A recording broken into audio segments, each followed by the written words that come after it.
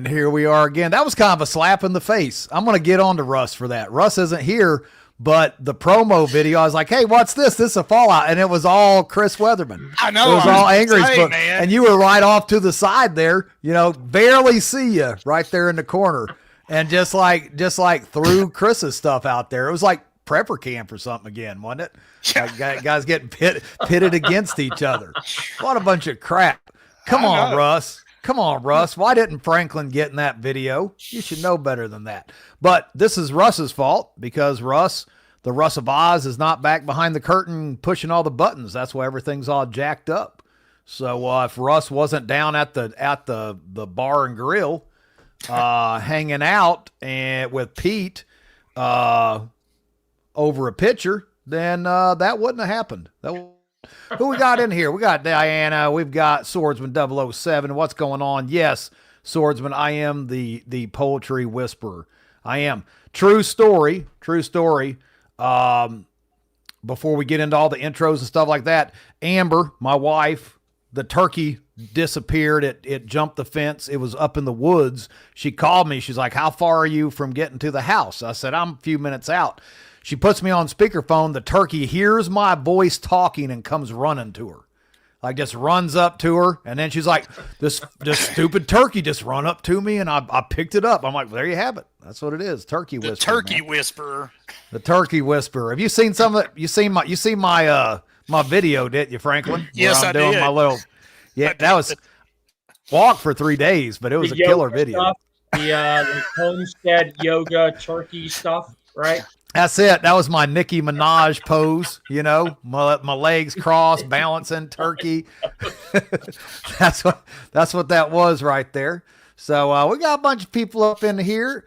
All these people in the chat. Hey, y'all, don't forget to like and subscribe. Give me some thumbs up there. I see all y'all watching me. Oh, there's a couple more people up there in the corner. I can see you. I see you watch me. I don't see no love. I don't see no thumbs up. I don't see nothing. So instead of just peeping in the background, hit me one of them thumbs up. Hit Franklin a thumbs up. Franklin's on here. He's already gotten smacked in the face first thing out of the gate. I'm used to it. But for everyone who doesn't know, there we go. Keep them thumbs up. Mash that button. Down below, the Triple G, Mr. Brian Loftus of Survival Gear BSO. What's up, guys? What's going on? He's been getting beat up, toothache and stuff, but he's still powering through. Oh, crap. Yep. Will, no, I did not. I have it flagged. So I will text you after I am done here. I do not have her number. I usually send her a message, by the way, Will, on Messenger. So probably that's the best way to go, but let me thumb through the phone and see what I've got. And of course, right over here in this box next to me, the man, the myth, the legend, the pimp of preparedness right here. The Mac Daddy, of mayhem. I'll take that one. I like that one. Yeah, the Mac Daddy of post-apocalyptic mayhem, Mr. Franklin Horton. How are you doing, brother? I'm good, man. It's good to be here hanging out. We always have good conversations, whether it's on here or in person, just hanging out somewhere. So I'm always glad to talk to you and throw it down. Same. I love it. I love all of us. It's always a good time. And remember, guys, if you have a question, throw up, let's do hashtag Mad Mick, hashtag Mad Mick. You got a question, throw that down there. If you got a question for the pimp of preparedness. So I don't know where I come up with this stuff. Like I'm just bored all the time. I just walk around and be like, hey, that'd be cool to say, on the live stream. Let's see if I can get banned tonight. That's usually how that works. Julie Sharp, darn. How you doing, Julie? Thanks for joining us in there. Franklin will be at Fallout. Diana. Yes. He will be there with bells on, and he's got all kinds of cool stuff. Actually, where's my hat? I thought I had it because I stole that hat from you there when we did the Jeep into the Hollers, which was the last thing. What was that? Last month or the month before? Month before, I think.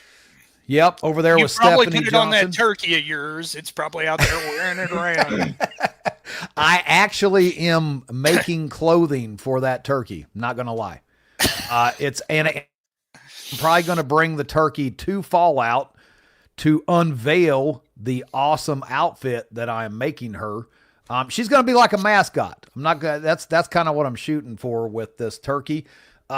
Because she loves me and I love her. You've seen the Nicki Minaj, video. Like, that turkey loves me. She is in love with me. So, I got to treat her right. I think you guys should sing a duet. I agree. We do every morning. We go out there and then, with as much as been raining, like we were talking about, we could do like some Fred Astaire singing in the rain type thing. We could do a little tap dance thing right there in the front yard. So that's my next video, actually. So, and gear, man, you've added some, speaking of pimp preparedness stuff, like your gear is just off the hook. You got the sweet lighters, doing all the engravings on the lighters now. Those coins, those challenge coins are off the hook. I'm gonna have to steal one of them off your table this fall out. Hey, my little Mad Mix shop down here below the house works 24 hours a day running coins right now. So I've got them running day and night, and I hope to be well stocked because they've been selling out real fast. But I hope to have a surplus by the time Fallout comes around. So, so you're lasering all those? You're doing all your own coins? Oh yeah, I've got a Mad Mix shop down below the house, and this is like my whole life pretty much is I'm either at this desk or I'm in the shop. Or at the shop. Yeah, If I'm around here, that's where I'm at. So, it's I'm a lousy metal worker, but I try, and I laser those coins. I've got machines and processes I put them through to put the finish and the patina and the polish on them and all that. So, yeah, coming out of my own Mad Mix shop.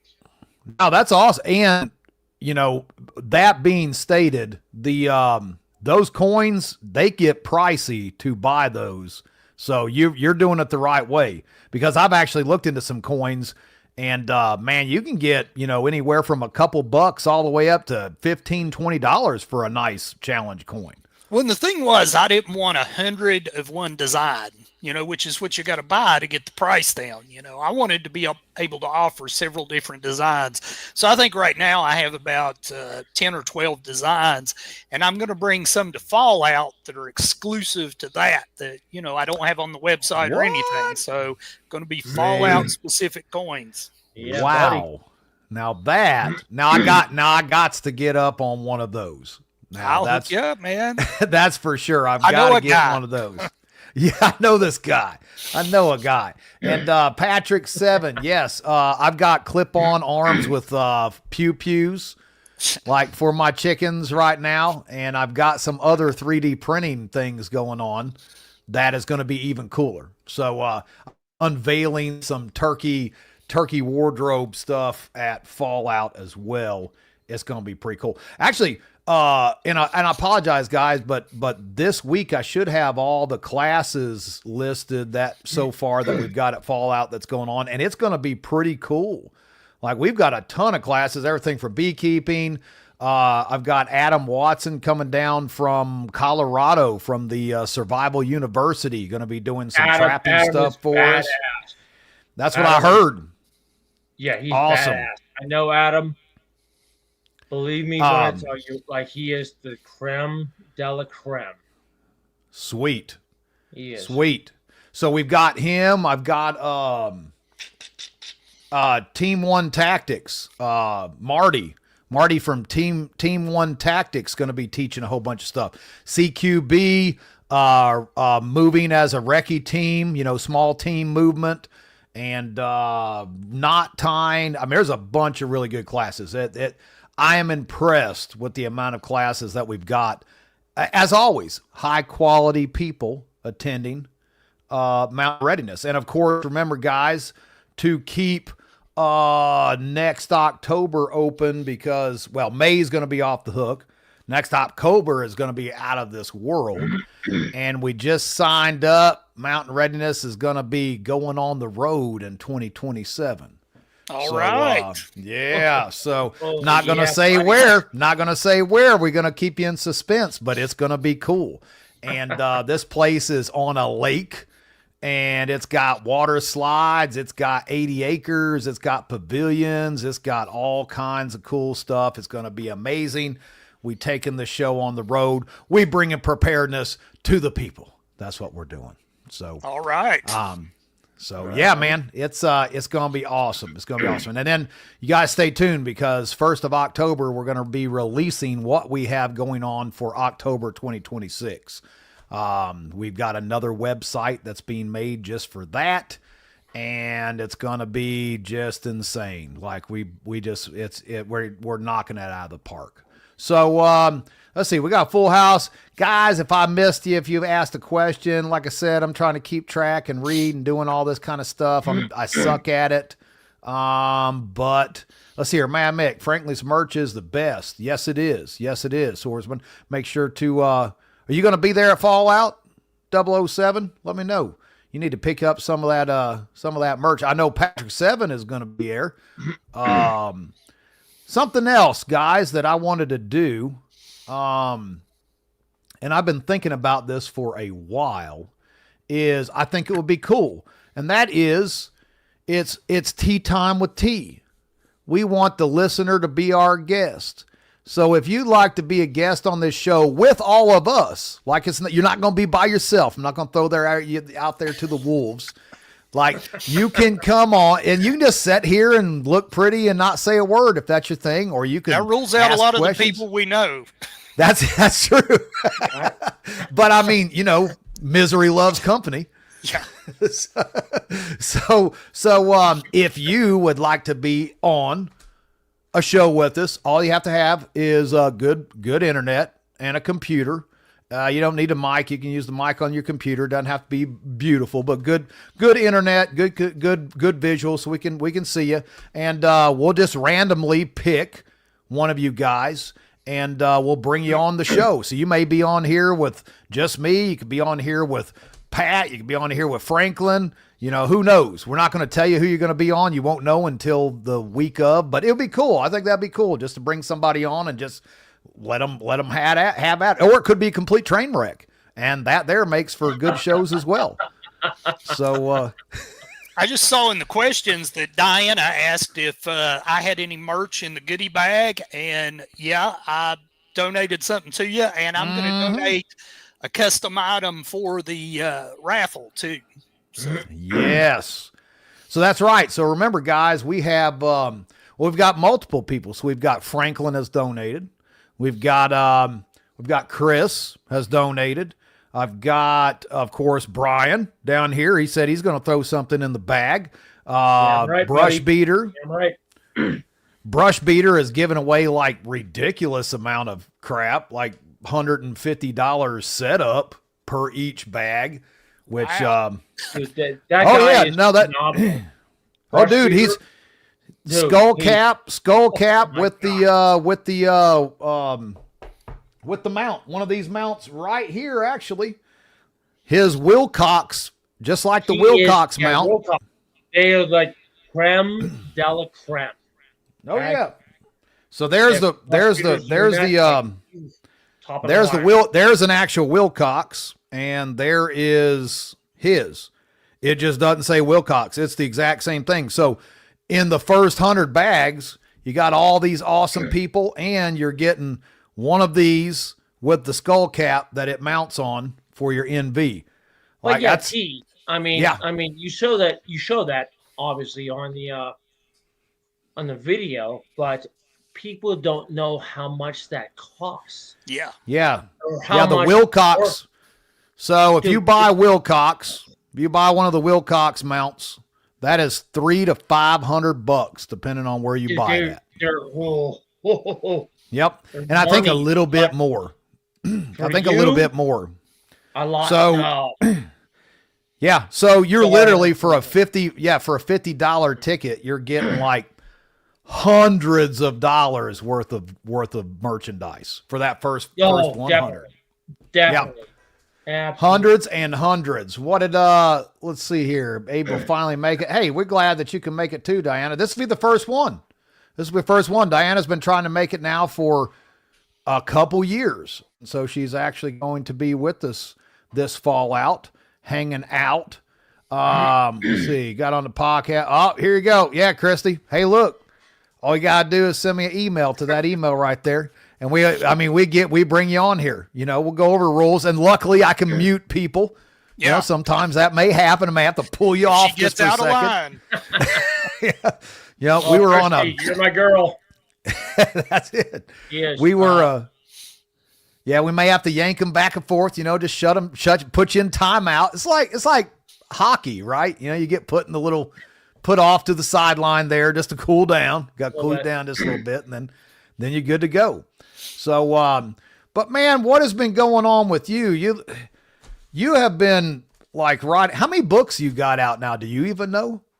I don't know, because it's close to 40 books, but there's some compilations where you put like, a couple of books together, and then there's also some foreign language ones. So there's like 40 original books and then a lot of little other stuff.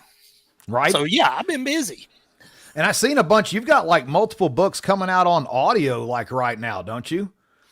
I just had the last, the Bard World 12 come out on audio not too long ago. I think that was the last one. Okay. All right. I need to start getting the audios. That way I can listen while I'm just walking around, because it is so hard to find time just to sit down and like open a book anymore. It's a sad world that we live in. And Slice of Heaven, I'm glad you can make it. Come up and introduce yourself. We want to meet you there for sure. So first time. Oh, we got a couple more. Let's see here. First timer, me and my wife. Awesome. B Farmer 777, like 777. That's my number. 73. That was firefighter number I had. And it just kind of follows me around. So, audio is a whole different experience, because a lot of people like to read books, but then when they try the audio, they find that's the next closest thing to a movie, because somebody else is kind of drawing the picture for you. When you read it, you're painting the picture yourself. But, when somebody reads the book to you, especially with Kevin Pierce, it's like you got some grandfatherly guy kind of telling you this story with a lot of violence and crazy stuff. So, it's like the story Grandpa never told. Right. I think I sent you a video. It was one of those like that. It was one of those little Instagram reels. That was, man, I was crying. I was like, holy cow, that was awesome. Like, that's the story that Grandpa never told right there. My father, he's an old dude. He'll be 90 this year. And, he's born, he'd be 90. He's born in 36. So whatever, he's either 89 or 90. I think he's going to be 90. Dad was old, man. He was 42 years old when I was born. I'm the oldest of three. We wore that dude out. So, he was beat up when I come into the world, it just got worse. But yeah, he had a whole bunch of the old, records with, Fireside Theater, The Lone Ranger, all that kind of stuff. And as a kid, I used to sit around with the little, the record player, the battery operated record player and listen to these. It's a whole new world. You just turn all the lights off, and kick on the Lone Ranger or Fireside Theater, the Monkey's Paw. You remember that? The Monkey's Paw and stuff like, oh man, it was great. We would listen to those things over and over again. That was like our pastime as kids. Cause when you don't have a television and you living out in the middle of nowhere, you got to entertain yourself somehow. So, well, see, I think people, if you like to read a book, then read the book. But if you are running out of stuff to keep you entertained, get the audio too. Because if you buy the Kindle version, you get the audio book at a discount. That's the way Amazon has it set up. So then you get that whole other experience of having somebody read the story to you. And Kevin's got a good voice to it. It took him a while to learn hillbilly, but now that he's learned hillbilly and he's learned how to say these expressions, he's kind of got the hang of it. Like there should be a point though that you do some of your audio. Well, I'm not going to do that. You're not going to do it? you can't have subtitles on it, and but really having somebody that knows how to do this stuff and how to act out the parts and all that, there's a real art to it. And that's why AI will never do this right, because you got to learn how to pronounce and how to add the emotion to it. And that's where having somebody like Kevin excels. He does it right. I agree, but you should do some cameo stuff now and again. Well, Alfred Hitchcock. Yeah. Alfred Hitchcock was the king of the cameo, and what's his name? The crazy dude, the writer. Here's Johnny, the Cujo, Stephen King. He always does a little bitty cameo in his stuff too. Like, that would be awesome to be listening to an audio, and then all of a sudden Franklin Horton kicks in on, maybe you're opening the door for somebody or something. Well, what I have thought about doing is doing some Instagram reels where I read sections of the books, and that way you get to hear them the way I intended them. Right. Now that would be awesome. I think that would be a great idea for sure. Let's see here. Is Fit Farmer going to be there?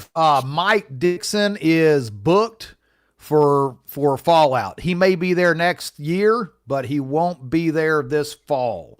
So I'm not sure. I'll talk to Billy Bond and see if he's going to be able to come or not.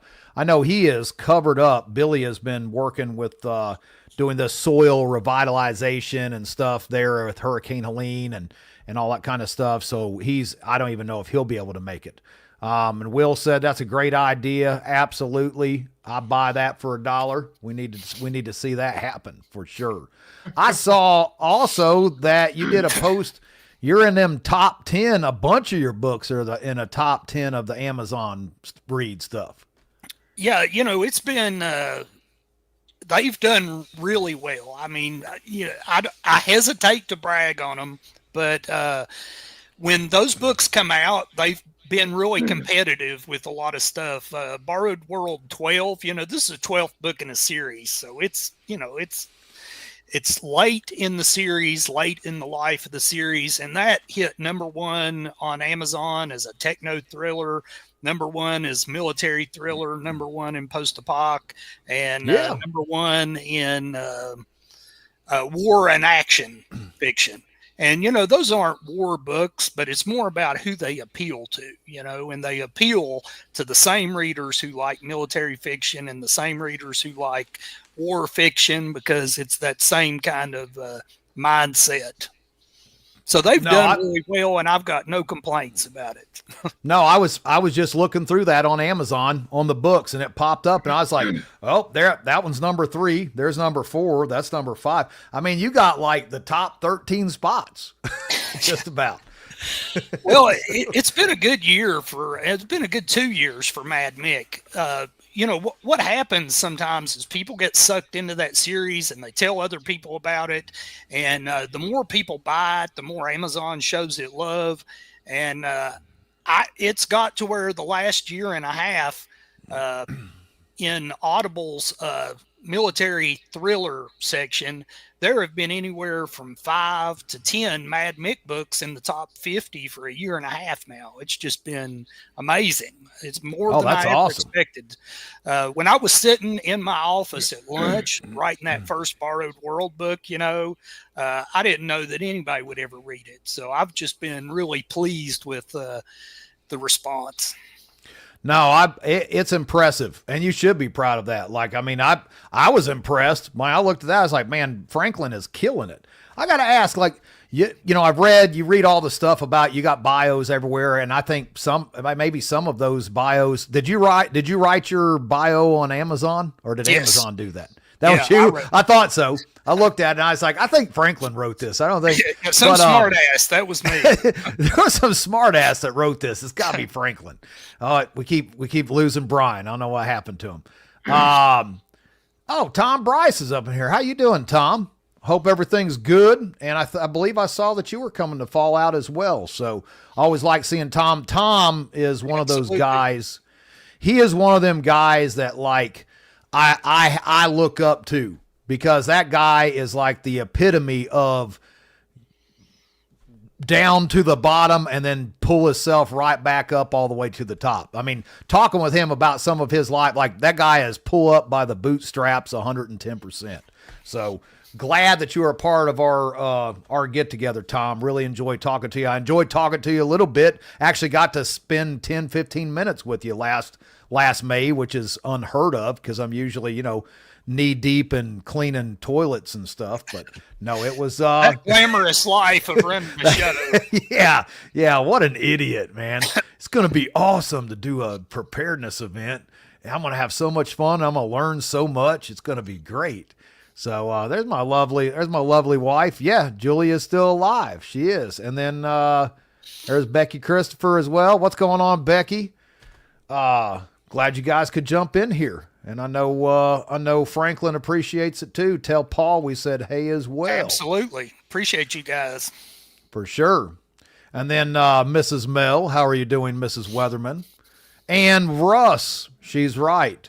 Russ is now a published writer. Book is out. Did he put a promo up here? I don't think he did. I don't believe he did or not. I did not see one there. Man, these comments are coming in so fast. Like y'all need to slow down. Like I'm just a stupid hillbilly here. Like I can't even read that fast. If you see something, Franklin, that stands out, man, let me know because it's flying by good. Yeah, Tom, appreciate you, brother. Now for sure, new RV, nice. Nothing wrong with that. What do we say here? How much money do we need to bring? All of it, every single bit, and then fold it in half so it looks like more. And we take credit cards. We do. So you can keep spending. That's it. I mean, there's an ATM right around the corner. We got you covered. So food stamps. Maybe we have 50 cents on the dollar. Bring that SNAP card. What you got in your pockets? Yeah, that's it. What's them shoes worth? So, I mean, we bring it all. No, in all honesty, guys, like we got food on site. We've got, facilities on site, vendors on site. Everybody is reasonable priced. Everything is reasonable price. You don't need to be like, and then my wife, and then then I got to deal with this. Like, you need my glasses, grandpa. Come on, woman. Like you are blind as a bat anymore. That's the one thing that still ain't broke on me is my eyesight. Now my mind is broken. I can't keep up with a lot with that thing. But let's see here. At Mad Mick, is this a question? Let's see here. I'm so excited to read your new books. Thank you for pumping them out, Mr. Will Gomez. Absolutely. And then Julie Dorn, I've got to. I need to get that one of Russ's too. Man, we're going to have a whole row of writers up front there. Just books everywhere. That's awesome. Whole shady neighborhood. That's a great way of putting it. Couldn't have put it any better myself. Tom said, finish your book. Another awesome job. Thank you, sir. Appreciate you. So awesome.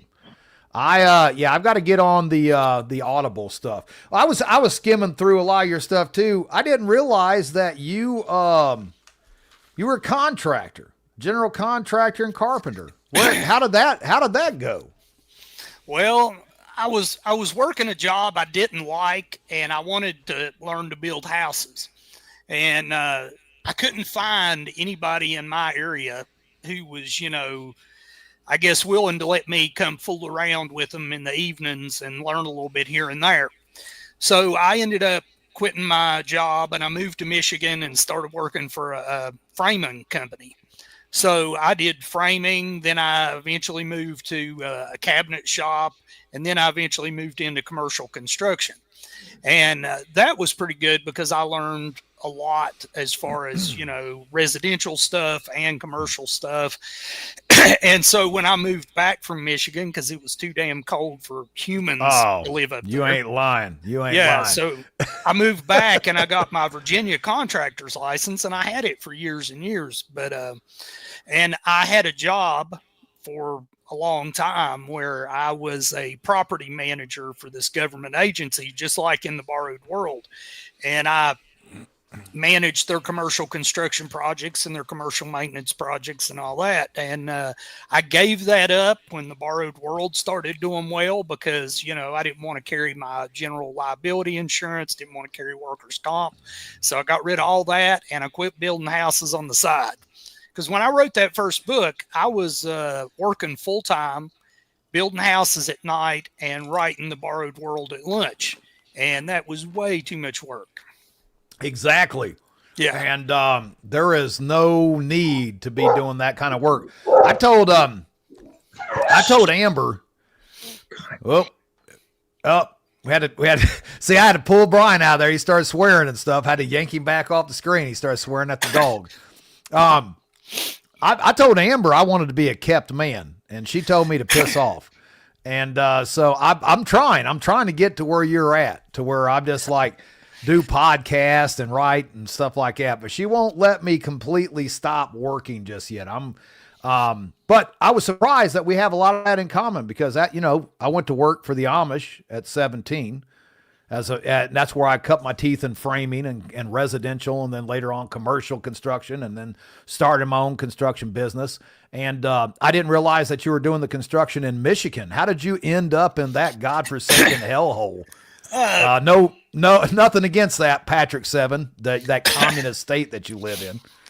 I was looking for a place to go because I couldn't find any place in where I was living currently, because construction was down in this area. You know, there just wasn't a lot of building going on. So I was looking at Colorado, New Mexico, and then for some reason ended up in Michigan, you know, which isn't even in the same area. So I don't know how that happened. I ended up in Fort Wayne, Indiana, which is right on the Michigan line. And that's where I met my lovely wife, Amber, who keeps running her Yap in Yes, the house still needs done. It's only been 10 years, though. I'm going to get to it. I promise. We're almost there. In 10 more years, this place is going to be gorgeous. Yeah, Michigan is cold, and Fort Wayne right there on the line. Like it, you know, 2 foot, 3 foot of snow, plow out, and then lake effect stuff, you know, all that lake effect off of Lake Michigan, all that garbage. And then the next day, there's another 2 foot of snow. Well, and as the low man on the totem pole, you know, my job each day was to shovel off the job site, you know, so, you know, that was miserable. And the high-end builders, you know, that could afford it, they were getting those inflatable tennis court covers, and they were covering their entire job site and heating it. So you saw awesome. These guys building these luxury homes in T-shirts when it's, you know, 10 degrees outside, and you're out there in 10 layers of clothing trying not to die. watching them in their T-shirts. Yeah. Yeah, we stayed warm with Canadian LTD is how the Amish do it. So that was their whiskey pop. Yep, I never forget. It was sad, man. I just tell on myself. But you know, I moved there at 17. Started as a driver with the Amish. So here I am driving a full size van with a big 16-foot enclosed construction trailer on the back, driving all over the place, and a full crew of Amish guys. And so when they did their drive-bys for the Amish Mafia, did you drive for those? That was me. The devil behind the wheel is what I was told. I asked the old man, like I started with old man Hilty. The Hilties was the family. And I was like, why is it okay for me to drive you around? And he was like, because the devil is behind the steering wheel. I'm like, so I'm the devil? And he's like, well, that's what I said. I guess that's how it goes down. So, you know, as long as I was driving, they can ride. But I know we'd be out on a job site. It'd be getting really cold, snow spitting. And the next thing you know, they're like, oh, Mordecai, let's have a whiskey pop. And it was Mountain Dew and Canadian LTD, half and half. That is the drink of the Amish, just so y'all know. I had no idea. Oh, yeah. And, dude, and at the end of the day, like I'm driving down the 469 loop around Fort Wayne, second largest city in Indiana, drunker than 10 men with a whole truckload full of drunk Amish. I don't even know how I'm still alive. Like that was the first couple years of my life there in Fort Wayne, was driving around, usually half lit with the Amish. So what a crazy world. Well, I see a book there, What's that? That's a story, that deserves to be in a book somewhere. It does. I used to go to the crowd parties with the Amish, because after you hang out with them long enough, then you become cool enough to be invited to crowd. And, I'd be driving along in the middle of nowhere, out in cornfields everywhere. And then you see this big, huge barn, and you hear AC/DC blaring from inside of it. And you knew that was where the party was at. There'd be 400 buggies behind this barn. They have the best sound systems you ever heard. I'm not even kidding you. Like all battery operated, off-grid party is what it was. You want to talk about preparedness? That's where it was at, man. Those guys off-grid DJ booth like you wouldn't believe. So all they need was like the foam, the bubbles and foam like overseas, and we'd have had it made. So what's some of these questions here we got? I've been starring some stuff up here. What we got?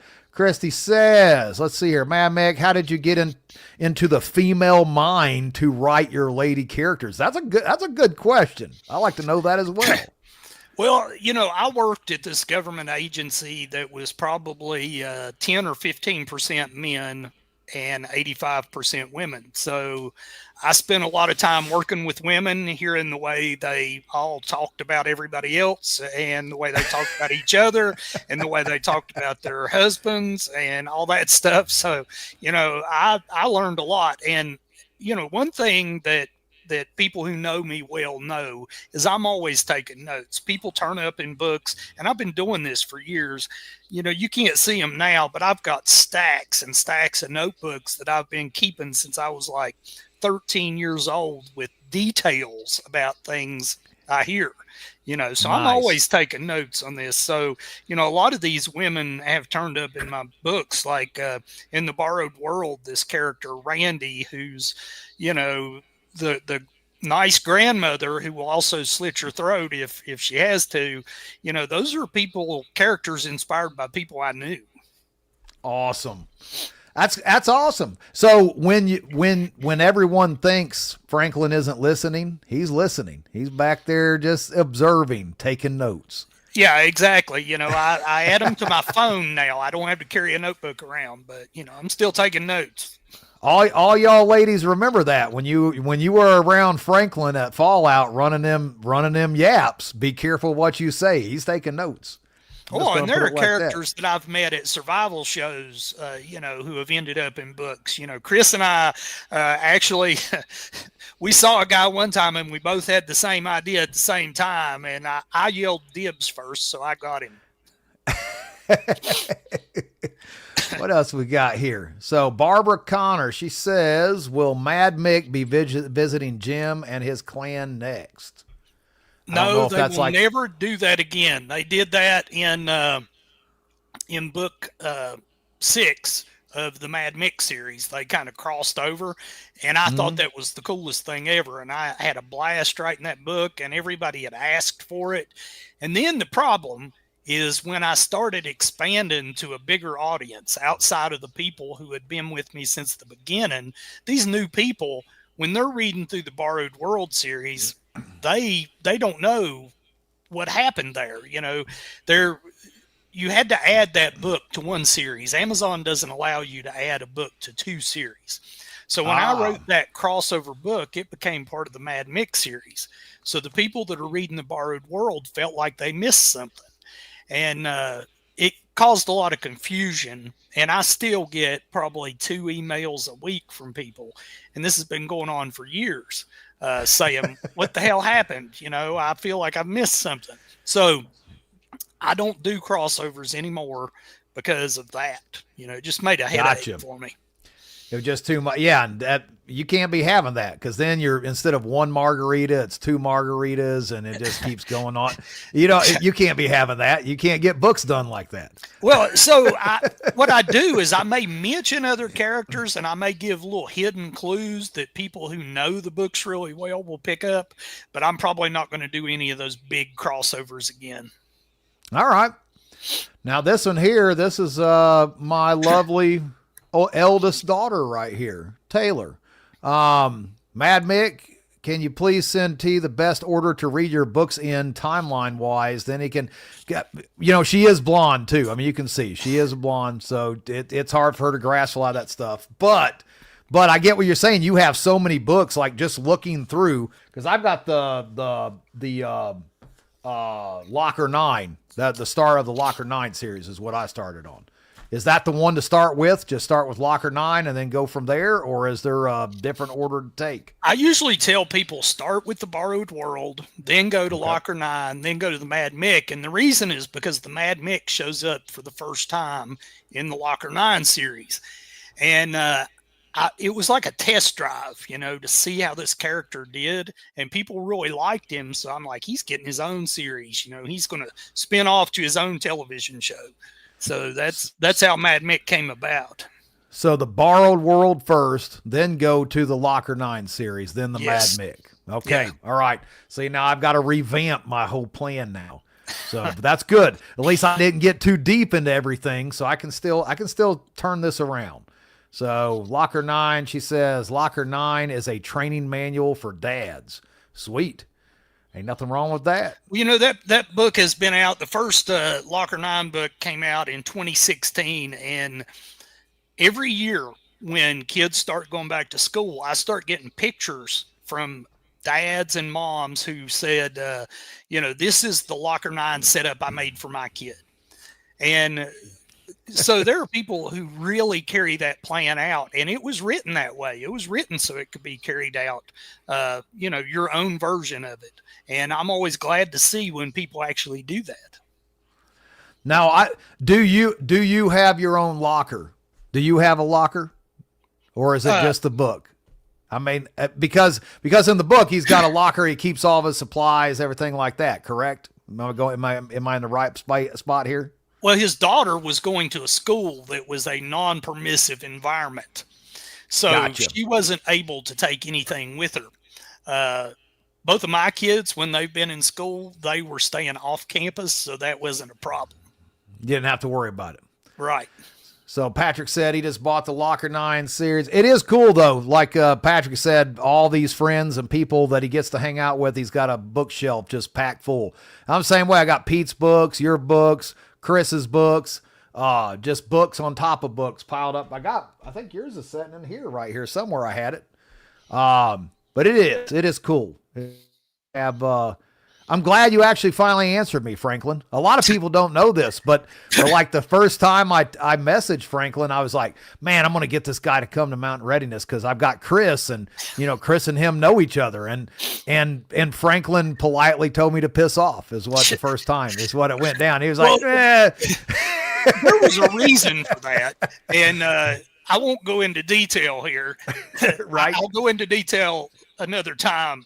But I had just been to another preparedness show that had been a really bad experience. And I'm like, I'm not doing this anymore. I'm done. I took a year off doing anything. And then there were people messaging me from Mountain Readiness, saying, yep. Where the hell are you, man? This is a good time. We're having a blast. You should be here. And so after getting about 10 messages, the FOMO was too much. So yeah. Well, and then I was like, I'm going to try it again, and that's when I messaged in. You was like, yeah, I heard good things. I'm going to come out. I'm like, right on. Finally. I would have given it a chance that first time if I hadn't been burned, so that's a story for another day. Yeah, I get it. There is, yeah, we're not going to talk about them, but there's a few out there that will make you lose your lunch. There's no doubt. It's is for jars coming back, not to Fallout, but I've got to talk to them for next year because we've got some big stuff next year, and I'm sure that they will be back for that. So yes, Four Jars is an awesome company. I love their products, and those guys were really awesome to come out last May. And did you get to check any of their stuff out, Franklin, over there with Four Jars? No, and it's funny because every time I start saying, oh, I'm going to go around and see vendors because I never get to see vendors.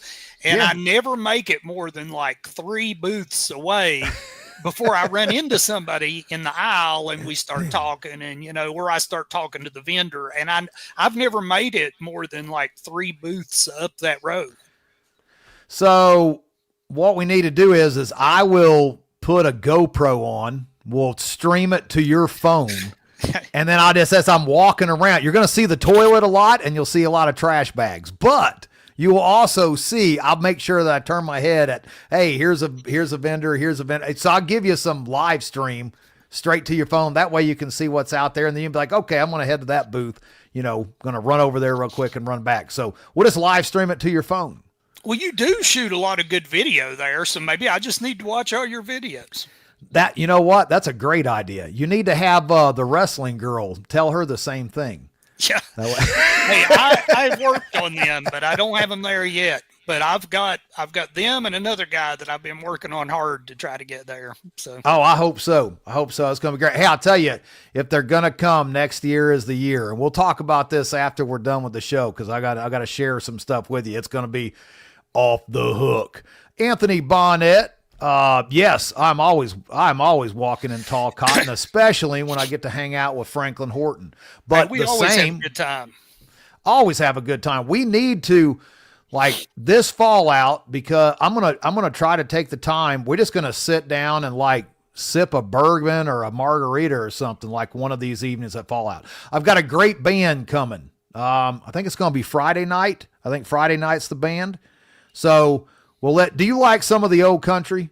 What's your music genre? I listen to everything.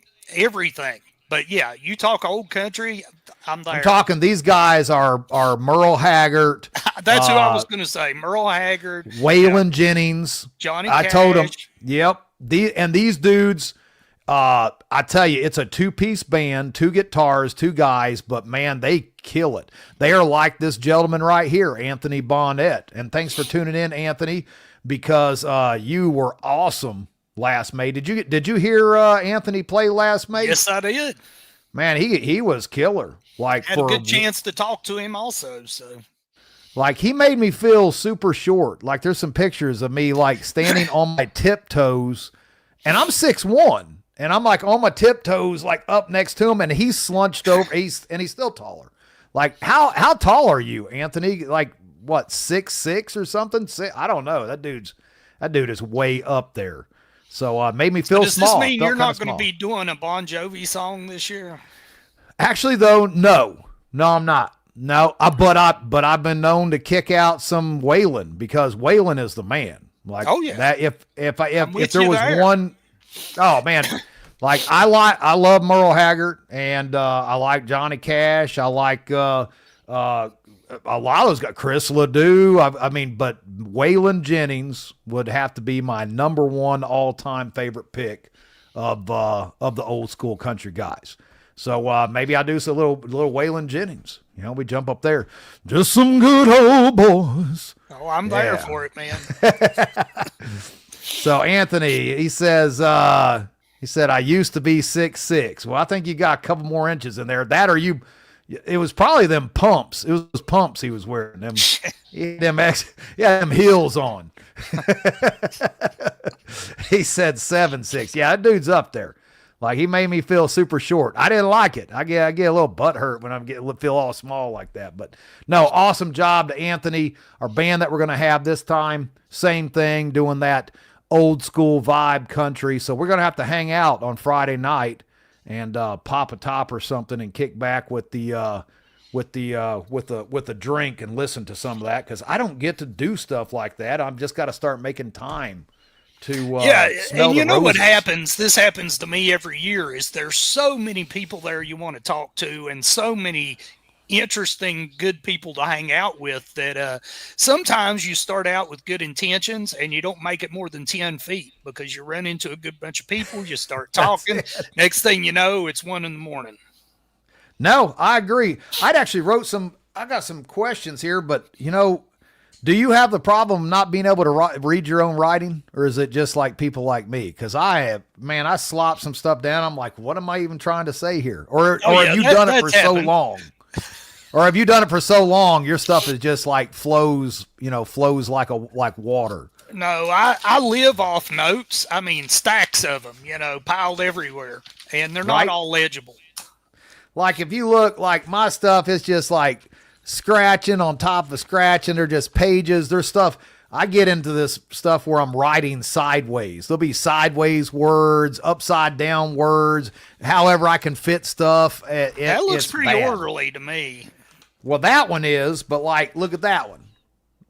I guess, yeah. See, it's now you're speaking my language. See, this is how most of my stuff look like, especially when I'm doing like a Mountain Readiness schedule. And then I'm trying to get it all typed up, and I'm like, what did I try to say here? I don't even know what this says. I can't read my own writing. It's horrible. It's horrible. I can't keep up with it. Let's see what I have here. Let's see how much. Oh, I put down, I was like, let's ask Franklin, how much of your writing was influenced by your own prepping and survival experience? Like, is there, what would you be what in your books have you wrote that is a direct correlation of you, stuff that you've done? Well, particularly in the borrowed world, like all the gear in the borrowed world, at least in the first book or first couple of books, is all stuff I owned. And it was based on my house, with the exception of I don't have a cave like the guy in the book did. But nice. Yeah, I'd looked at a property that had a cave, but I couldn't afford it. And the first thing I thought was, man, I could make a bunker there. But, it was very influenced by the place I was living, my neighborhood, my friends and all that. But, I grew up at that time and in that place where you still had a lot of these old people who might have power, but they didn't have, bathrooms inside because they had functional outhouses and didn't think it was sanitary to have bathrooms inside, and you met a lot of old people who still did things the old ways. And, like this old guy that I had was a neighbor when I was growing up, who his car had a man's side and a woman's side. So when he took it out the garage, he's like, it's making a noise on the woman's side. Because they had this way of thinking and way of doing things that, was old. And so I grew up around that. But also, when I was young, I got really interested in, Soldier of Fortune magazine. And that was a good one. Oh, yeah. And survival books, and a lot of authors who write post-apocalyptic fiction and military thrillers, were Soldier of Fortune fans, because those magazines were where we all came together. That was our internet, Yeah. I come across some hardbacks. What was the name of them? It was a series. It was called, was it Combat and Survival? Does that sound familiar? There were these thin books. It was like Combat and Survival, and each one was like, it did everything from the full layouts of the interiors of an MRAP and tanks, and and how a bazooka works, and it had all this stuff. And there was I think I have about 7 or 8 of those hardbacks, and I was just thumbing through those the other day. I think it's Combat and Survival was the series that of those books. But yeah, Soldier of Fortune, that was a great magazine, and still is. Yeah, right now, the guy who put it out, Robert K. Brown, is up in years, and he's starting to sell off a lot of his stuff. So he's been selling a lot of mementos, and it's been interesting seeing some of that stuff come out, because he's selling like his things from the Soldier of Fortune conventions and all that. But the other thing besides the magazines was you saw ads in there for these companies like Paladin Press and these other companies that sold like lock picking books and underground Paladin Press and how to disappear and all that. Yeah. So I had this job at a radio station working these crazy odd shifts, and that's where I spent my money, was on Paladin Press. So the latest book on how to, create fake IDs and sell them to people and all that. So didn't Paladin Press, they did didn't they do the Anarchist Cookbook and all that kind of stuff too? Wasn't that Paladin Press? I think it Poor man's they did, I think Paladin Press did Poor Man's James Bond, volume 1 through whatever. Paladin Press, I think they did was it a H2GO silencer book? I think was another one. There was a bunch of them, man. Those are great. Those. And you can still find some of those in shady locations of the internet. But, right. Back then you ordered them. They came in a plain wrapper, from this guy mailing them from his own house. Right. It's pretty cool. That's it. Yeah. Old people rock. Don't believe me. Just hang out with me a bit. Amen to that. Amen to that. Amber was giving me crap the other day. Like I tried to get up and my hip blew out. Like I've got a bunch of metal in my left leg. It's just a couple $100,000 worth of reconstructive surgery on this thing. It's all jacked up. And so, when I stand up, like sometimes it'll just kind of pop out of place. And she's like, oh my gosh, look at him. He can't hear. He blew his hip out. This guy's, I get beat up nonstop. Well, the next step is she's going to get you one of those recliners that lifts you up real slowly and bum, bum, bum, bum. I got one. I got one in the living room. Sorry. Didn't mean to out you. Yeah. Hey, thanks a lot. Thanks a lot, Frank. Actually, though, we bought that for her because a lot of people don't know Amber has, she's had 9 back surgeries in 4 years. So 2 fusions, amidectomy, spinal stimulators, because Amber is a 3-time combat vet with 2 Purple Hearts. She did 8 years in Afghanistan, Iraq, and Kuwait, and then 6 years law enforcement. And now, of course, she's her honor is what we can refer to her as, is what her current position is. Yeah. So, but I don't care. Like, I still do whatever I want to. I'll not bow down to man's law. That's just the way it is. I'm not going to do it, So, and I will use my auto reclining chair because it's comfy. Not going to lie, especially for as much as I spent on that stupid thing. Yeah. Not cheap. Not cheap at all, but it is cool. And sometimes if Amber is running that yap of hers, which she does quite often, and we'll be sitting there staring at each other. She's got her reclining chair. I've got my reclining chair, and we're just kind of staring at each other. The television's kind of off in the corner. And sometimes she'll be running that yap, and I will hit the button and stand it up, and I just stare at her and just keep standing it up until it's like completely vertical. Like, so it's 5 minutes of just no talking. It's just stare at her. She gets so mad. So if I disappear, Amber did it. There's no doubt about it. She is the one that killed me. So just so everybody knows. So, well, man, the hour is almost over. Just like that. Well, how'd that happen? 58 minutes we've been on here. In our mouths, man, it goes quick, Franklin. That's why we got to get together and hang out there at Fallout and have a drink, so we could probably do this for 5 hours. Well, yeah, and we'd be in good shape by the end of it, I'm sure too. Exactly. Yeah, at the end of that 5 hours, I would need someone to carry me to my truck. So I had one question here for you to throw out to everybody. If you could give people one piece of advice for preparedness, what would that be? What would that be for people? I think it's about mindset and, what I see that kind of, I think about a lot. The thing that concerns me the most is the anxiety that people have, over so many things that are going on and that we have no control over. And, there are a lot of things we can control, but there are a lot of things we can't control. And the way I look at it, don't let the things you can't control ruin your life. Enjoy the time you got here, enjoy your time with your friends and your family and doing those things you want to do. And don't let the news, the internet, and, the noise of the world make it to where you can't even live an enjoyable life. Do you even watch the news anymore? No, not at all.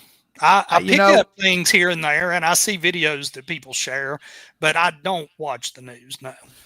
I used to watch the news a lot, and I've quit myself. I turned on, I think it was OAN the other day, and after like 5 minutes, I couldn't listen to it anymore. I just turned it off. I've gotten to the point, I know about you, I've gotten to the point to where I'm like, if it comes to my doorstep, I'll bite its head off then. But until then, it's like, man, I'm done listening. I'm done stressing about it. I don't even. So many people allow it to ruin their lives, and that's not why we're here. Yeah, I agree. Well, it's been great as always to hang out, Franklin, and we've got to do it, man. Anytime. For sure. We've been for our for Fallout. So let's just, it's a date. I'm going to take the time. That garbage you just have to pile up. Sorry, everybody. It's going to have to just pile up there for Friday evening. We're going to listen to some good old Waylon and Willie and the boys and have us a cocktail and sit back by the campfire. And I'm going to hold you to relax. Hold me to it. Yes, because if you hold me to it, I have to be like, hey, look, you said that you were going to sit down here and have a drink. So that's what we're going to do. We're going to do that for Fallout. So guys, if you haven't gotten those tickets, jump in there, mountainreadiness.com. I am going to be teaching a class as well at Mountain Readiness. Finally, I've been talked into it. We're going to be doing a DIY chicken tractor because I am the chicken and turkey whisperer. And so if you want to learn how to build a chicken tractor, we're going to do it there at Fallout. So might as well get my feet wet, jump on in there, be part of the party. I can't just empty trash all the time. Got to actually do something else out there. But appreciate you, brother. Can't wait. 2 months. Appreciate you too, man. For 2 months and counting down, it's going to be a great time. But stick around. I want to talk to you for a couple minutes because it's going to be cool. All y'all out there in social media land, thanks for joining us tonight. As always, it is because of you that we do this and bringing together community. So, and don't forget, shoot me an email if you want to jump on this live stream and make a complete ass out of yourself as I do every single Monday. We will see you next time. Stay safe. Stay ready.